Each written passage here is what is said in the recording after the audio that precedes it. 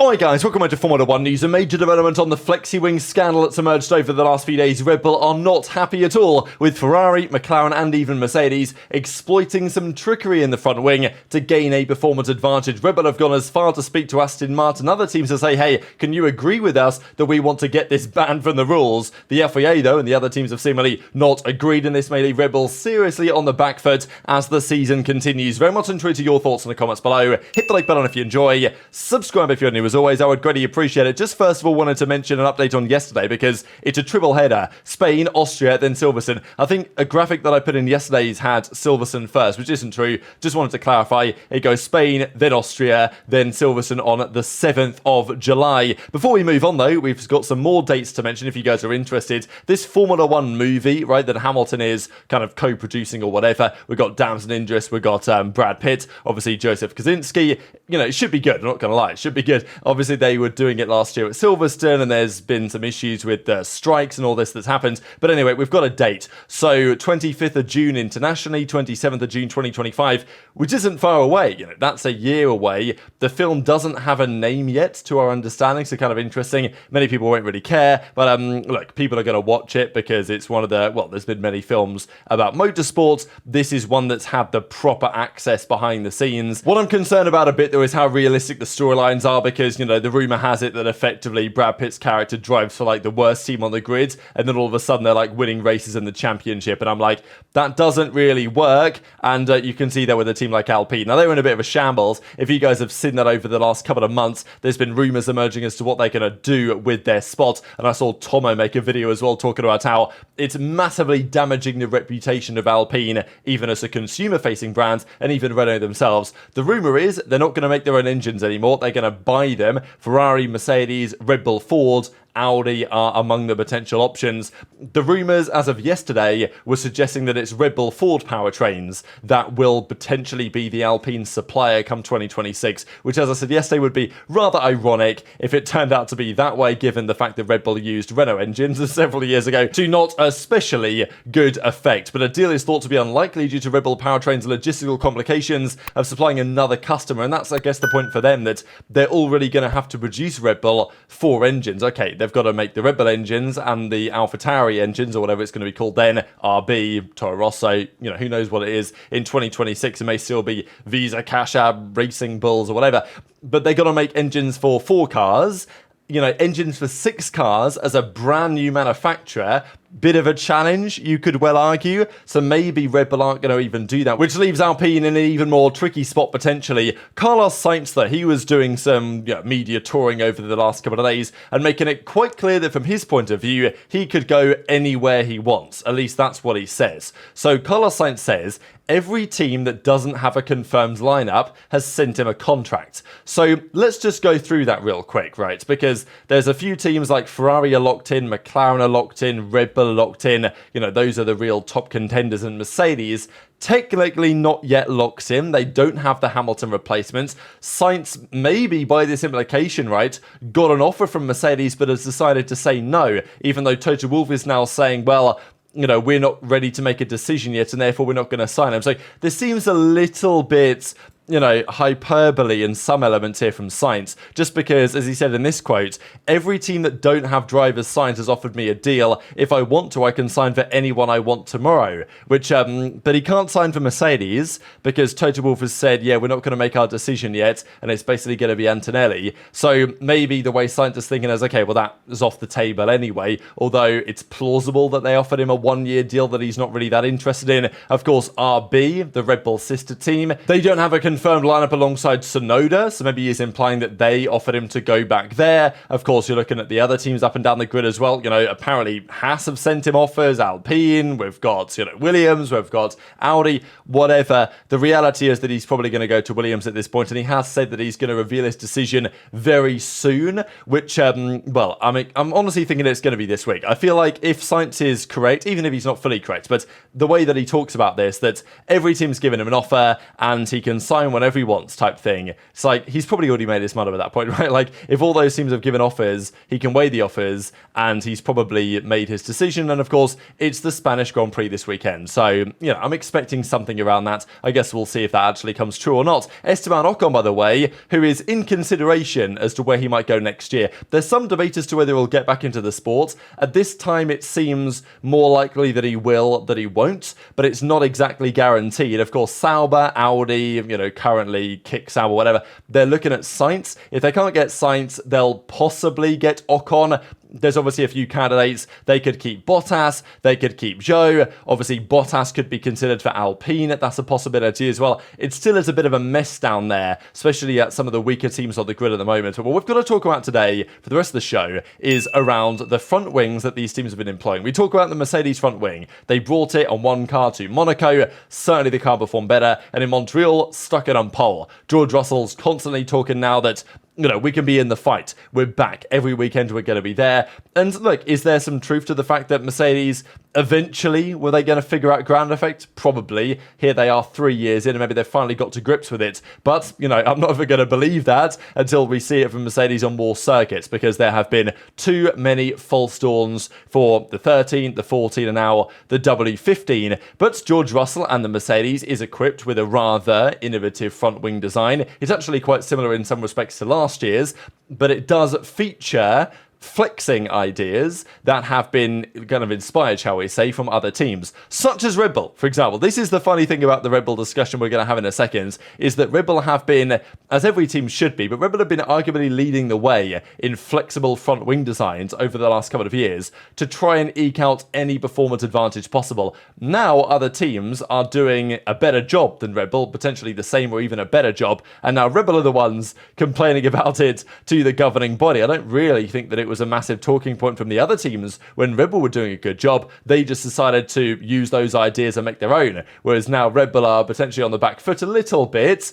We'll see in Spain if they're really on the back foot or not over the last few rounds, and how Perez might potentially do there. Then Red Bull are apparently talking about trying to get this stuff outlawed, so we shall see. But McLaren are bringing small upgrades, right? Ferrari have a big package expected this weekend, at least a relatively significant one. Mercedes will bring some things. McLaren will probably bring a couple of small tweaks to their car. Even the C44, the Kick Sauber car, is going to have a new wing in Spain. We'll see if that really helps them that much. It's just a bit of a shambolic team at the moment. But just to have a look at the way the season has gone, at the start of the year, the dominance of the Red Bulls was out of control. You know, the Verstappen wins, the 1-2s, winning by 22, 15 seconds, whatever. And in China, won by a long way as well. Then, of course, things changed. Miami was won by Lando Norris after the McLaren upgrades, and obviously the safety car helped him, but, you know, the pace was absolutely there. And then in Imola, it was Norris that eventually was second, just behind Verstappen, and arguably had better pace towards the end of that Grand Prix, but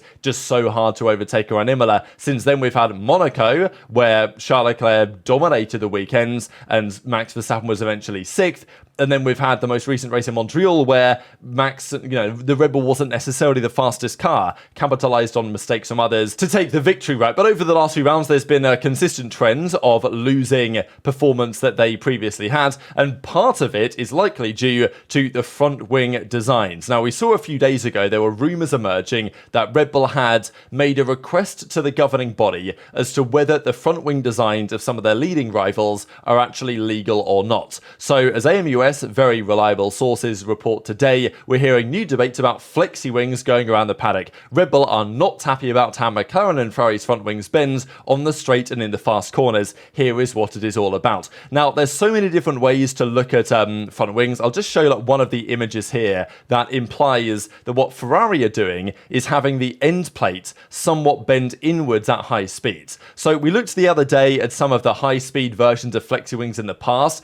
Effectively, the carbon is very light on the car. The wing is not going to be absolutely rigid, so when you go at high speed, the wing is generating downforce, and it's experiencing a lot of load on the wing, just pure aerodynamic loads. So it's going to deform, it's going to bend out of shape to some degree, and ideally, you want the bending that it does to help you, right? So when you're on a straight, let's say, going really fast, you want to have low drag, you want to have low downforce if you can get away with it, so the car goes faster in a straight line. So what you really want to do, and what's been done for years. 2021 was an example of some flexing in the front wings so that the wing would depress somewhat on the straights so you could gain a bit more top speed, and when you go into some of the slower corners, the wing, because of the way the aero load will work, it'll come back up again somewhat, generate a bit more downforce for the corners. Now, where you get some of the engineering mastery around this is the fact that the FIA say, okay, these elements of the wing cannot deform by more than this amount of millimeters on this amount of force, and they will do the static test and they will say, yep, it doesn't deform by this amount,